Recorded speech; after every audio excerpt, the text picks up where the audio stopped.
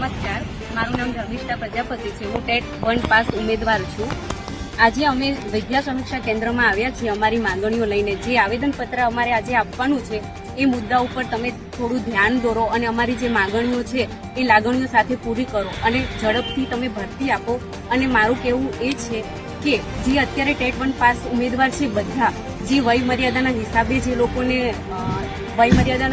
જે લોકોને પ્રોબ્લેમ આવ્યો છે કે જે લોકોની ભરતી સત્વરે થઈ શકી નથી અને પ્લસમાં જે અત્યારે અમે આજે મહેનત કરીને જે પાસ થયા છીએ, જે આપણે આરટીઆઈમાં જે અંદાજિત જગ્યા છે 16,181 એ પ્રમાણે તમે અને કેલેન્ડર પ્રમાણે જે છે 2024, 25 અને 26ની એ પ્રમાણે તમે ભરતી કરો, સત્વરે કરો, જેથી આ વય મર્યાદાવાળા ભાઈઓ અને બહેનોને ચાન્સ મળે અને અમે જે મહેનત કરીને આજે પાસ થયા છીએ તો અમને બી થોડો ચાન્સ મળે, વધુ જગ્યા આવે તો અમારી આટલી માંગણી છે કે આજે સરકાર ગુજરાતમાં આટલું જે પ્રગતિના પંથે જે કાર્ય કરી રહી છે તો અમારી માંગણીને સ્વીકારે અને અમારી લાગણીઓને ધ્યાનમાં રાખીને આવેદનપત્રોનો સ્વીકાર કરે તો અમે સત્વરે ઝડપથી અમે જે બેરોજગારીથી જે બેસી રહ્યા છીએ, શિક્ષક બનવાનું જે સપનું છે અમારું એ રોડાઈ ના જાય. ભવિષ્યમાં અમે શિક્ષક બનીને સારું શિક્ષણ ગરીબોને આપી શકીએ એ માટે અમારી માંગણી છે. તો તમે ધ્યાનમાં લો, જે 2024, 25, 26ની જે જગ્યાઓ છે એ તમે ભરો અને પ્લસમાં જે બેકલોગની છે એ બી જગ્યાઓ તમે અમને સત્વરે આપો એવી અમારી માંગણી છે. બસ અમારું આવેદનપત્ર